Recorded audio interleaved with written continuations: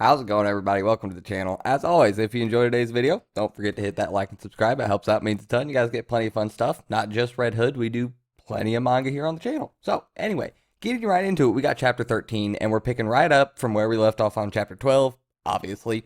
And yeah, Velo's sitting there telling Bonkers, like, all right, let's become hunters together. Don't worry, you don't have to just go on the run and be a side character your entire life. Like, you can do this, man. And to everybody's surprise, Grim is standing there like, yeah, do it. Become a hunter. Bonkers just like, what? Grim iterates like, this isn't a job for heroes. We aren't asking a people to apply to be heroes. We take the hot-headed, the level-headed. Killing werewolves and monsters and creatures and keeping people safe is a very slow process. We take all kinds. If you're strong enough, smart enough, fast enough, you can be a hunter. So yeah, go ahead, do it. Don't count yourself out this early. Doesn't matter if you're an extra, doesn't matter if you're a main character, doesn't matter who you are. If you got the qualifications, do it. I'll take you. I don't care. So yeah, Bonkers looks over at Grim like, you're being kind of nice considering you're supposed to be testing us to kind of stop us from becoming hunters right now. And Grim's like, don't worry, I'm not going to hold back. Trust me. And trust me, she doesn't. We'll see later in the chapter. Yeah. So Grim also mentions that her and Debonair were there that night. Well, they were the ones diverting the giant. She says, sorry, we couldn't save the entire village. That was Incident 38 or whatever that Debonair mentioned earlier on in the series, talking about, yeah, we haven't worked together, or I haven't seen you since Incident 38 or whatever. That is 38. So we got all the sappy stuff out of the way, back to the action, back to the test.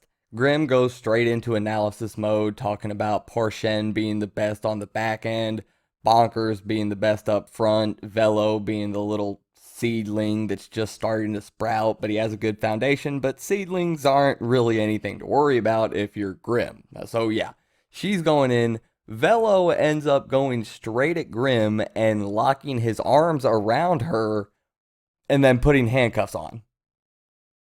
So yeah, he's just trying to make things more difficult for Grim. I think we are forgetting the fact that Grim is like insanely strong, and a child that is like half her size just like holding on by like the waist isn't really going to do much. Doesn't really slow her down. It's not really going to slow her down at all. But anyway, Porschen still throws her whip hook circus thingy thing out, and Grim dodges it no problem. However, Velo actually throws his leg up and gets it to hook his leg, so they can now drag Grim around. I don't think Plan D was a very good plan.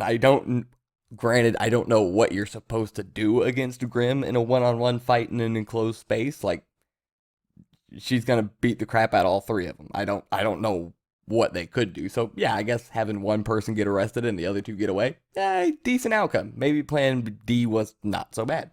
Anyway, yeah, they get this line hooked on, and then Bonkers and Porschen jump out the window, dragging Grim and Velo with them.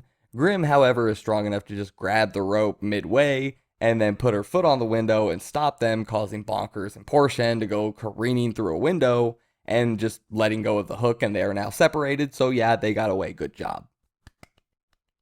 Grim kind of mentions, however, like, yeah, you can run, but if you're going to run for me, you better run for your life. Otherwise, you're just going to get caught. And we can kind of be, well, yeah, that's just true. That's true. Anyway, so yeah, she also takes this time to mention to Velo that, you're sacrificing yourself a whole hell of a lot right now.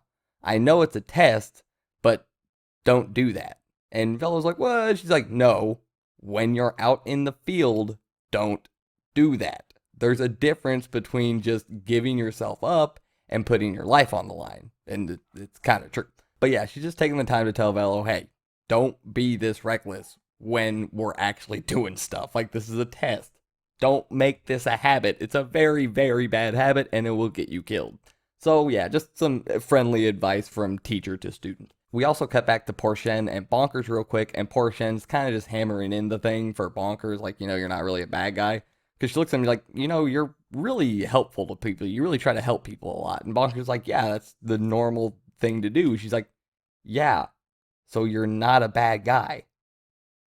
Get it? Velo ends up getting thrown back in jail. Of course, he hooked himself to Grimm. Where else is he going to go? He is there with Mario, Nulo, and Cobbs, the business guy from a couple chapters ago. Anyway, they're talking to the prison guard, and the prison guard's like, less of you guys are getting arrested. It seems like your plan's actually kind of working. And we figure out, one, that there are 45 minutes left in the test, so it is over halfway over. And two, that yes, the plan is working. We're getting a big group of people to all work together. But also, there's less people getting arrested because Grimm is just knocking everybody out that gets in her way. She's just going to go back and arrest them later. But for now, they're just laying there passed out. They're not helping the plan. They're not doing anything. They're just getting destroyed. So yeah, Grimm was not playing around when she said she'd just break a few bones and deal with them later. So it turns out Debonair actually did find Tilty and Milty, and she applauds them for having a good idea. It's true she can't go all out with her heat abilities in the coal room, otherwise she'll just set everything on fire and probably destroy the entire ironworks. So Debonair tells him, I'm not a slouch when it comes to just physical strength and hand-to-hand combat, right? Hopefully you got a plan for that one too. At this point, Bonkers all of a sudden busts in with an entire crowd of people and just yells, "Get her." So yeah, Debonair gets swarmed by an absolute crap ton of people. Says at this point that, gonna have to get a little bit rough, so not gonna use the full heat abilities, still don't want to set the entire thing on fire, but a toasty little 145, it'll work. We'll work with it. So yeah, Debonair turns up the heat a little bit and just starts smacking the crap out of all of these fodder hunter examinees. Not our main people. Anyway, this is when we get the big end of the chapter chat between Tilty and Bonkers. And Bonkers tries telling him, like, hey, I'm here to help you out, to get you to help us, to join the crew and everybody, we got a bunch of friends now. It's nice. You can come over. We're having fun. Tilty tries to shoot him down, like, no, I already said no. I'm good. I'm doing this on my own. Me, Milty, so not on my own, but me and sister, I guess. I don't know what they are. Anyway, Bonkers cuts him off. He's like, dude, I already know what happened last time. I saw it. I was there. So Bonkers tells Tilty, he's like, dude, I was the same way. I get it. But if you keep staring back at the past like I did, you're never going to move forward. You're never going to be able to get anything done. I know trusting's difficult. I get it. I trust myself less than I trust everybody else around me. But there are still people who have faith in you. I still have faith in you. Help us out. Help us. Help you. We'll get through this, and we'll all become hunters. He extends the hand out, and yeah. So I assume Tilty is probably going to come around. I assume Milty might jump in if he's on the fence about it and be like, no, seriously, let's listen to him. Like, Velo's better than that. We're better than that. Yada, yada, yada, all this kind of stuff. We might get a little bit more into it next chapter. Then we can finally really get to the end of the hunter exams now that we have all of our big name people on board. So yeah, this is just another chapter to kind of push forward, gaining this whole crew we're getting together. I kind of hope this whole crew like sticks together after the exam, after we all become hunters. I would like this nice like 8, 9, 10-ish person cast to just be there from the start. I'd enjoy that. I like pretty much everybody we've gotten introduced to so far. Maybe not Cobbs.